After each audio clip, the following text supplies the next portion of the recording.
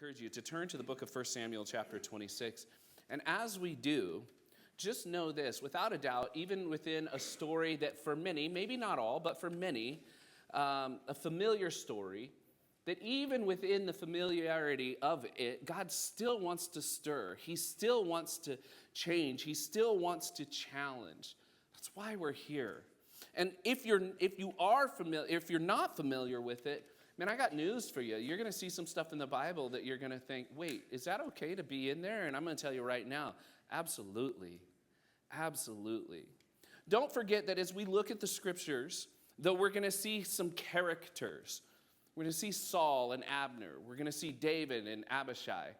I think I pronounced them right. Next time I'll just say David and the other guy. Saul and Abner, because I can read that one. We're going to see these characters, and we're going to see a drama unfolding between them. Don't forget that Saul has decided, and he is, for lack of a better term, he's hell-bent on eliminating David. His pride is such that he cannot handle any kind of threat to his throne, even though God's sovereign choice has already been made, that David would replace Saul.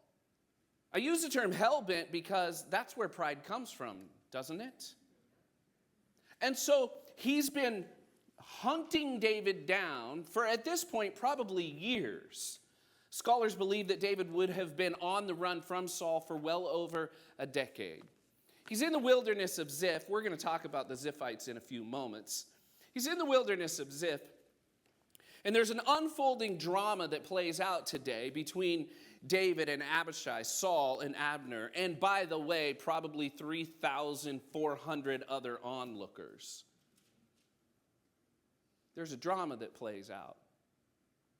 I don't know about you, but I always, when I'm watching dramatic things or when I'm watching movies, we referenced in our little servants meeting that we have before service, we reference Braveheart. Don't ask me why. If you want to know why we do things like that, show up. But we reference Braveheart, and whenever we reference movies or drama or whatever, I don't know about you, but I'm always drawn to certain characters.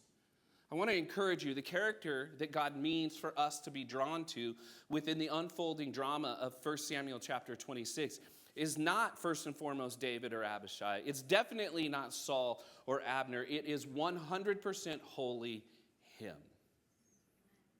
So even as we walk through this, I want to encourage you. One of the greatest things that we did at camp one night, it was the last night at camp, and it's customary to kind of review everything that you've learned. And so I wrote this list of the points that I had made to them. Very carefully curated words and phrases that were done in such a way that they would have an easy opportunity to remember. And I wrote this list down. By then it was like 8 different things, and I wrote the list down to read to them. And right about the time when it was that moment to go through the review, the Lord was like, "Why don't you let them tell you?" Oh. But God, they're not going to use alliteration. But Lord, they're teenagers. What could they know?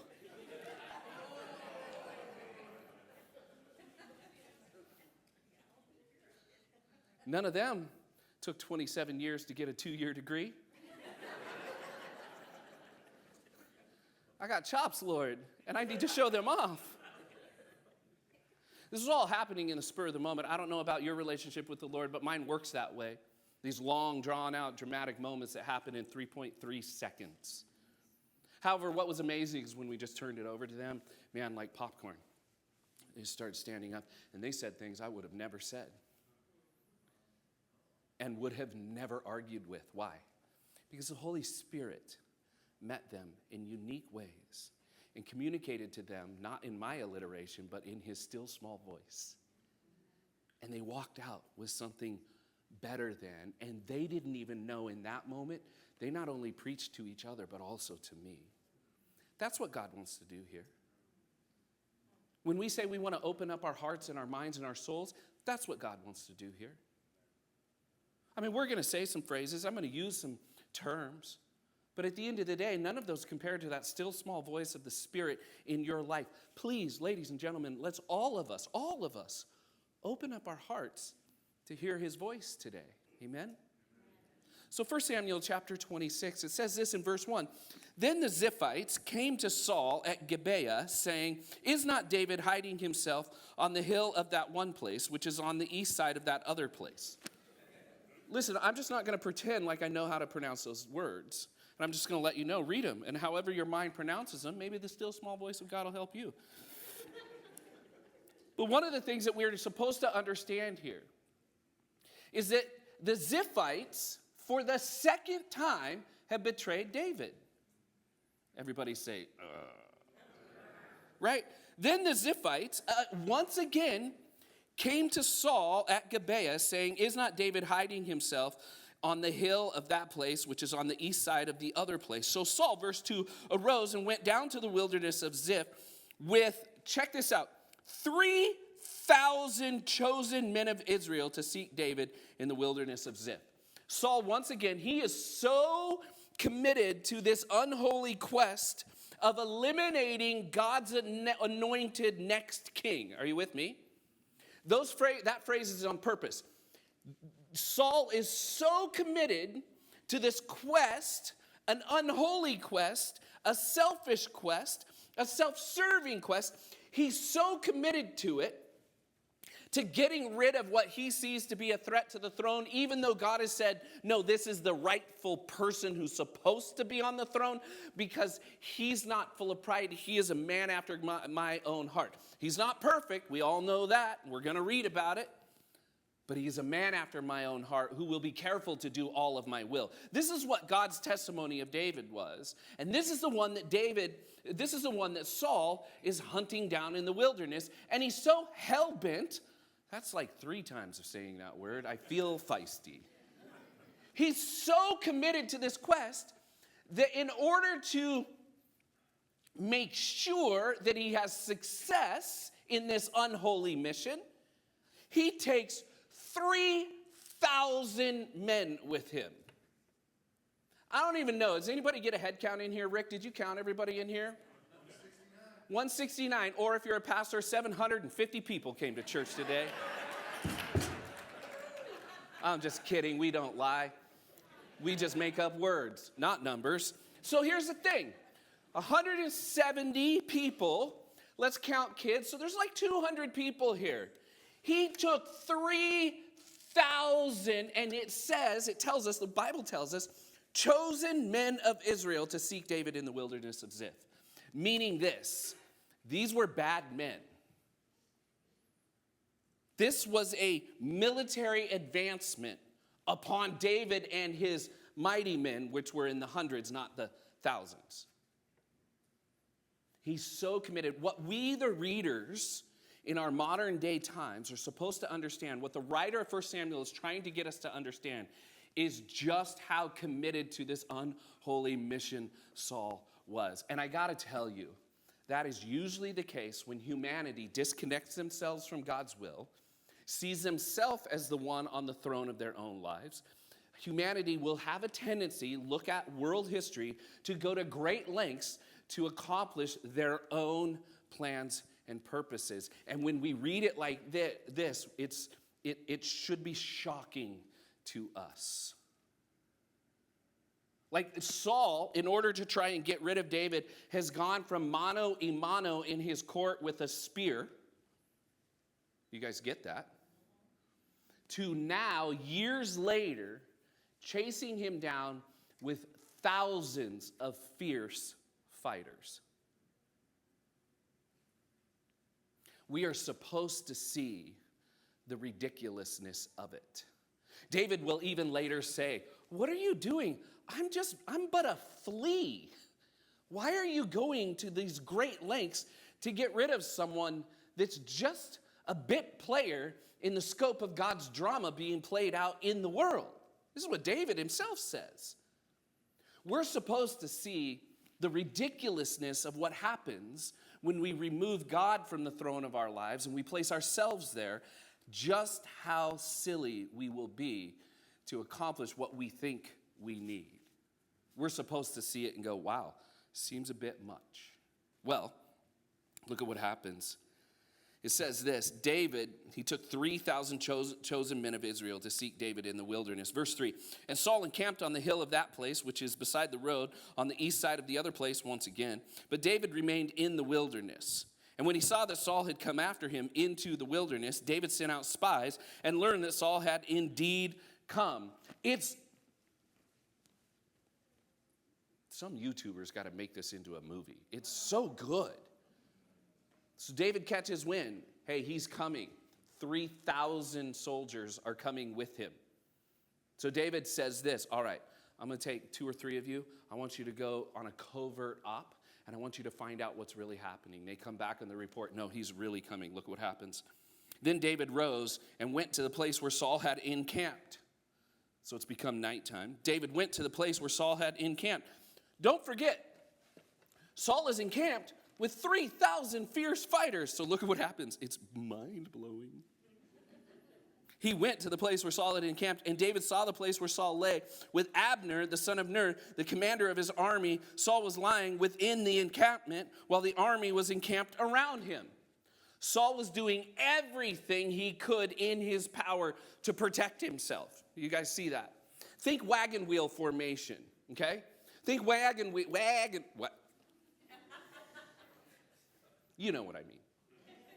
Saul and Abner, his bodyguard, a bad man, meaning a killer, is sleeping next to him, and they are in the center of the spokes, so to speak, and the 3,000 fierce fighters are all fanned out around them.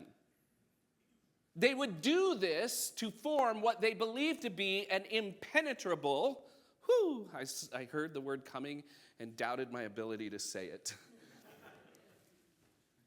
They believed that they were going to be safe in that way. I can only get it once. They were going to be safe if they slept in this formation. That's why they did it. And for all intents and purposes, that's what was going on. So look at what happens. Verse 6. Then David said to Ahimelech the Hittite and to Joab's brother Abishai, the son of Zeruiah, who will go down with me into the camp to Saul? Can you imagine being, David's men? And David's like, all right, we're going to go down there. We're going to go not just down there and see the encampment, we're going to go down into the encampment. Now, we read the Bible and we're like, yeah, he did. And he took his sword and his jug of water. Let's back up for a second and remove ourselves from Sunday school theology and think about real life. David, if you're one of David's mighty men, this is the moment where you're like, I don't know if I'm that mighty. Because if you will, from the outside looking in, it looks like a suicide mission. Who's going to go down into the camp with me? There's 3,000. And I know that you have the confidence that God's going to give you strength to beat a bear and a lion. But this is 3,000 fierce fighting men of Saul who have sworn their allegiance to him and will surely take you out given the opportunity. If you're all lined up in that formation and David's like, okay, everybody be quiet. We're close. We don't want them to hear us. Rub some dirt on you. We also don't want them to smell us. I'm just making up war stuff. Who's going to go in there with me? It's almost as if it's that great moment where you see like 498 guys go.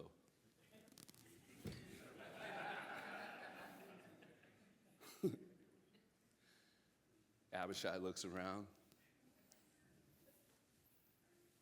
We'll talk about this later. I'll go. Look at what happens. It's unreal. Then Abishai said to David, God has given your enemy into your hand this day. Now please, wait, I got ahead. Then David said to him, who will go down with me? And Abishai said, I will go down with you. So David and Abishai went to the army by night.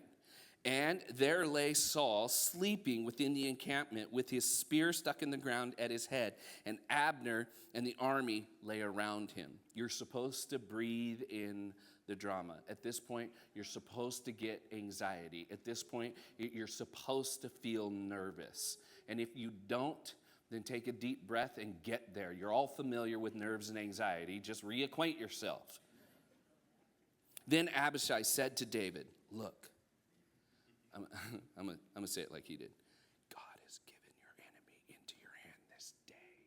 See, when I did youth ministry years and years ago, I would read this part and go, God has given your enemy. And then you were like, wait, no. They were on a covert op. They had to be quiet. And Abishai was like,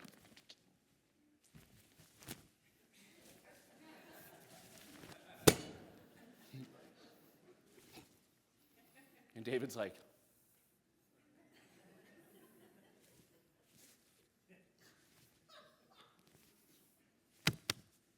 Abishai's like,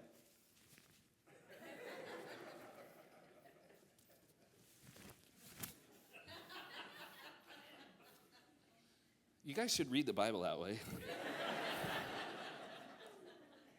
Then Abishai said to David, I'll interpret what I just did. God has given your enemy to this day into your hand. Now please, let me pin him to the earth with one stroke of the spear. It won't take me two. I will not strike him twice. Verse 9, but David said to Abishai, do not destroy him, for who can put out his hand against the Lord's anointed and be guiltless? You're reading along in the Bible for the very first time. You're reading this drama. It's unfolding before you. You get to this point, and you're like, what in... David! What are you doing? He's clearly not the Lord's anointed. He may be God's choice, but that guy is a wreck, causing hundreds, if not thousands, in Israel to suffer. This is the moment, David. Not only your own personal suffering, but the suffering of those who are with you, who, by the way, were disconnected from their families. It can all end today. The stress and anxiety for all of Israel who wanted this king and then only realized quickly he's a terrible king and they were suffering because of his rule, it can all change today. See, the contrast that we're supposed to see between Abishai, bless his cotton-picking, spear-throwing heart, and David, a man after God's own heart. Abishai is only thinking from an earthly perspective. And just so we're clear, who would blame him? I read the unfolding drama. I don't blame him. David, on the other hand, is thinking from a heavenly perspective. Ladies and gentlemen, without a doubt, please don't miss this. We are supposed to go through life with a heavenly perspective, not an earthly one. If we simply go through life on an earthly one, just practically speaking, we will probably lay our hands on the wrong people at the wrong time. If we simply go through life from an earthly perspective, we will oftentimes take our own matters into our own hands because we believe that we could do better than God. Or we believe that our timing is better than God's. David, on the other hand, said, no. How could I do this? Do not destroy him, for who can put his hand out against the Lord's anointed and be guiltless? And David said, as the Lord lives, the Lord will strike him down, or his day will come to die, or he will go down into battle and perish. The Lord forbid that I should put out my hand against the Lord's anointed. This is all happening in that moment.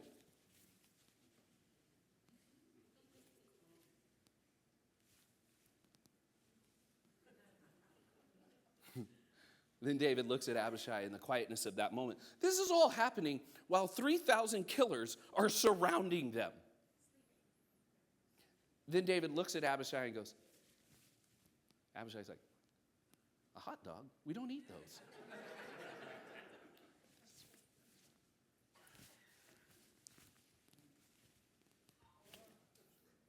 Abishai's like, what?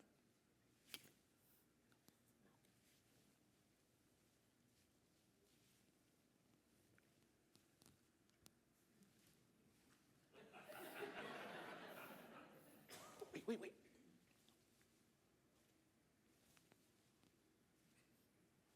Grab the water jug. His. Oh yeah, I'm thirsty. It's unreal what happens.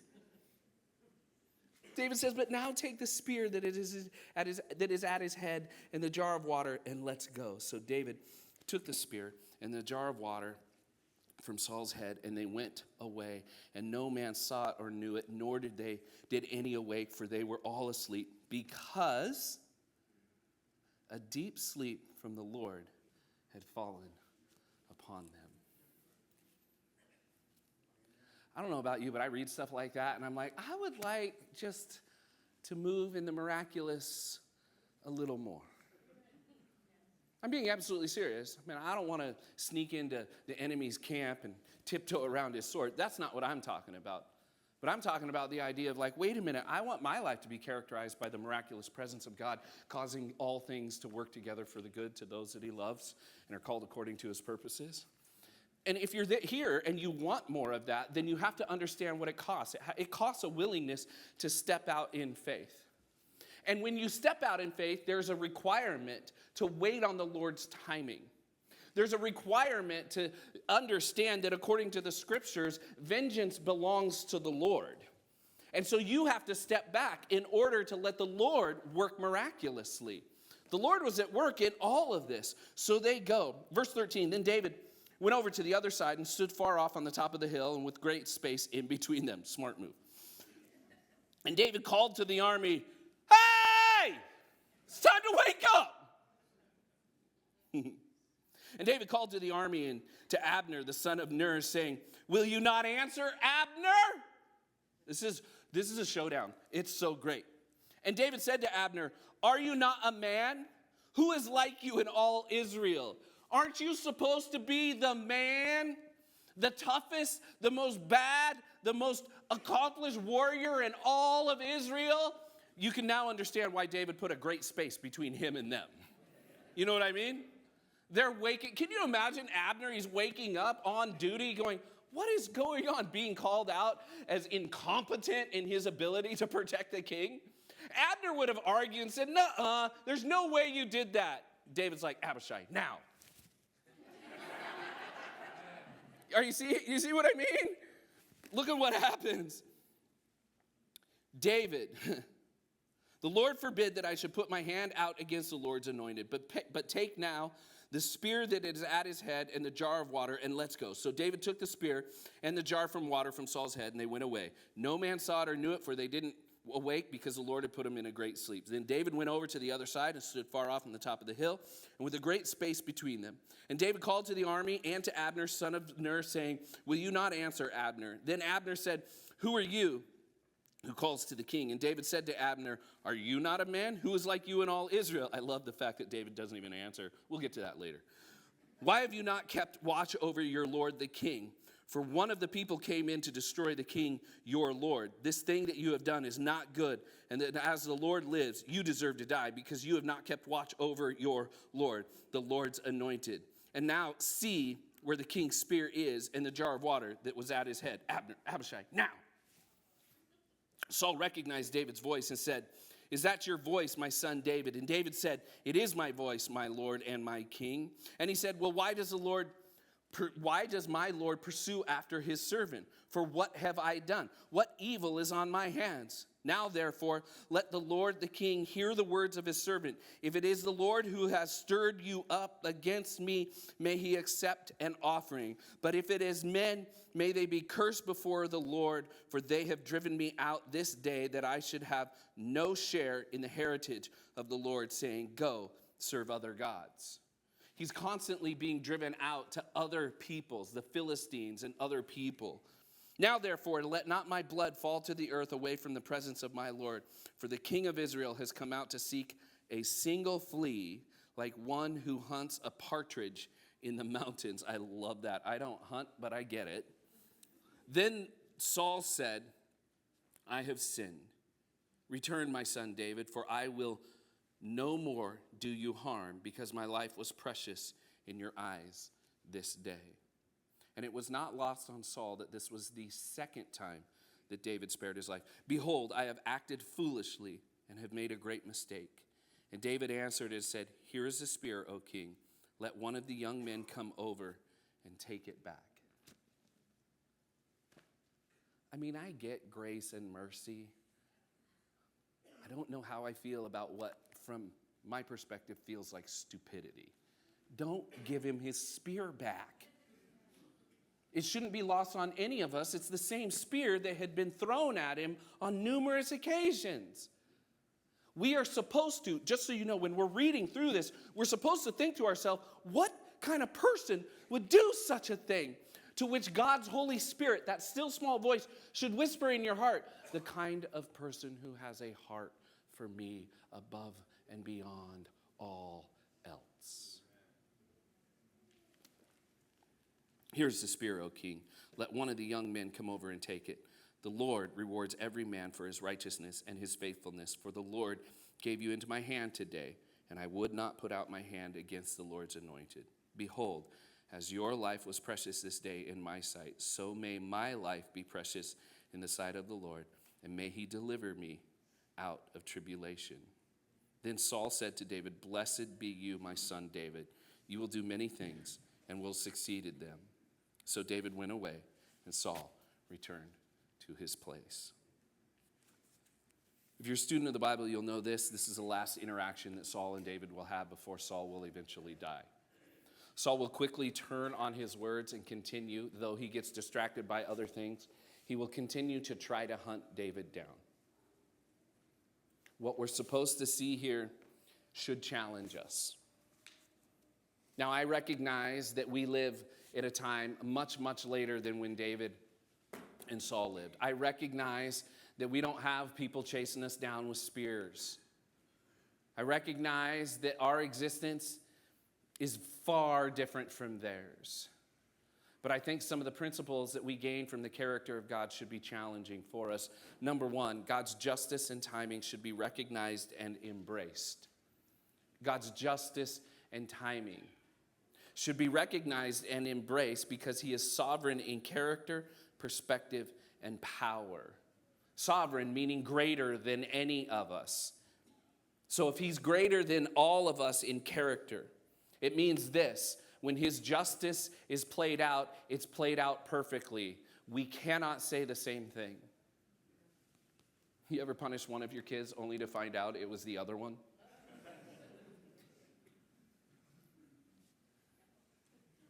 Only to justify it by saying, well, you'll all be guilty at some point. I'm just putting discipline in the bank. That's what good parents do. He is sovereign, greater than us in character. In perspective, in other words, he sees what we can't see. He knows what we can't know. And he ultimately does all of that at the same time. Can you think about this for a moment? How amazing is God? He sees everyone on the face of the planet at the same time, all the time. And when he sees them, he knows the very hairs that are on their head or not on their head. I was told I made fun of bald people. I'm sorry. I won't do it again.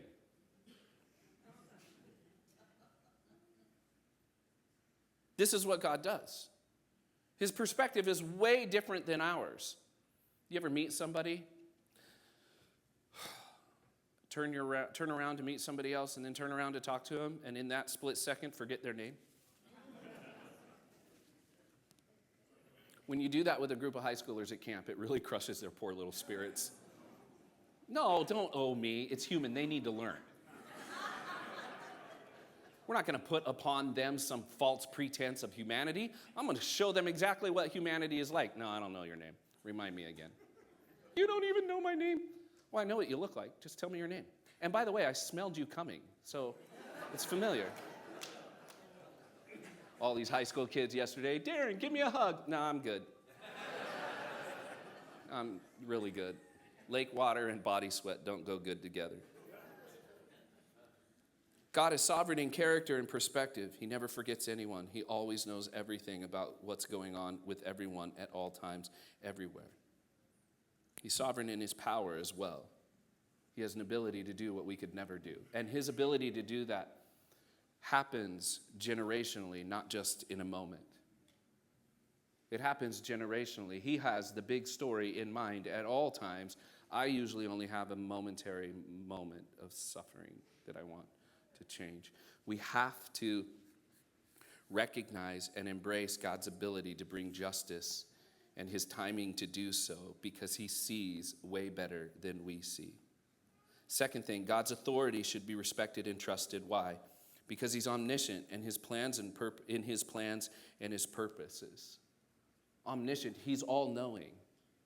So his authority should be respected. I love the interaction between David's man Abishai and David, because Abishai is like, we have authority, we have opportunity, let's deal with this once and for all. David, though in that moment, the person on the planet with all of the power, still recognized, oh, no. Please understand, there is always an authority bigger than ours. And so he says to Abishai, far be it from me that I should lift my hand against the Lord's anointed. He says that because he believes in the authority of God even above and beyond his. Ladies and gentlemen, I think the world would be a better place if we all acted that way. I think from kindergarten all the way through the day we die, life would be way better if we would stop taking matters into our own hands and instead recognize that God is sovereign. And not only is he sovereign, but he's also omniscient in his sovereignty. So not only will I recognize and embrace his ability to do more and see more than I can see, I'm also going to acquiesce to the reality that he knows more than I know. And even if I don't understand it, he's asking me by faith to trust it. Yes? Finally, God's mercy. Did you hear that? Finally? God's mercy should be accepted and granted because he's gracious in his interactions with all of humanity. I don't know if you've ever looked at it that way. David says, how could I raise my hand against the Lord's anointed? God was giving, even though Saul would refuse to respond, God was giving Saul another gracious opportunity to turn from his wicked ways. Sometimes we don't see it that way. Sometimes we just see it like, what's he thinking? Why doesn't he just deal with it? The guy deserves it. Yeah, you would be right. Saul deserved to die, just like the rest of us in our sinful state. And if it wasn't for the justice, mercy, and grace of God, it would have been too late for all of us.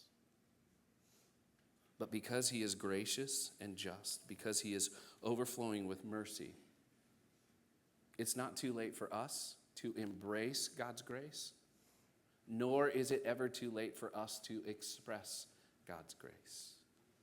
When I was a young believer, I had just accepted Jesus into my heart.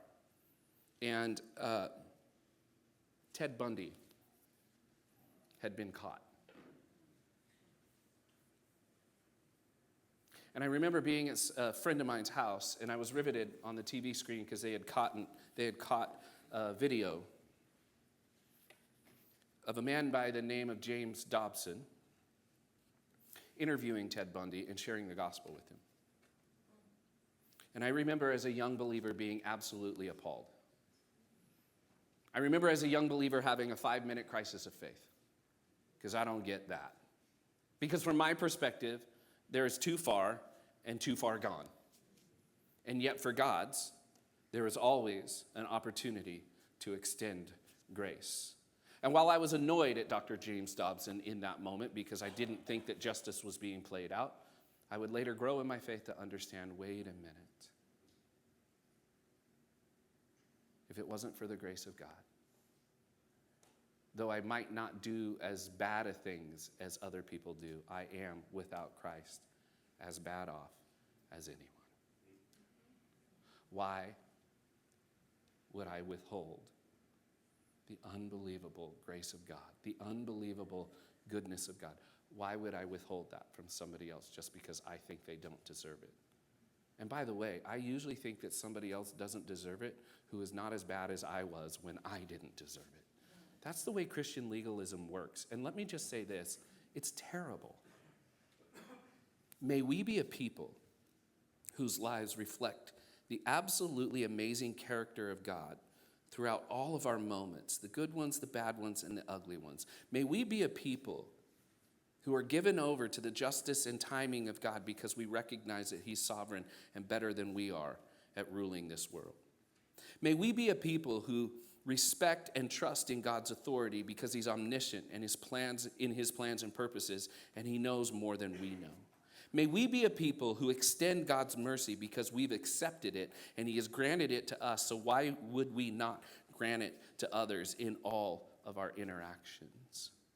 May we be a people in those moments of mercy who don't try to out-argue God and just say, I don't understand, but I'm going to give it and I'll leave it up to you. Because ultimately, Saul would pay for his sins. But David wouldn't pay for taking out or lifting up his hand against the Lord's anointed when he wasn't supposed to, because he was given over to the character of God. Why don't you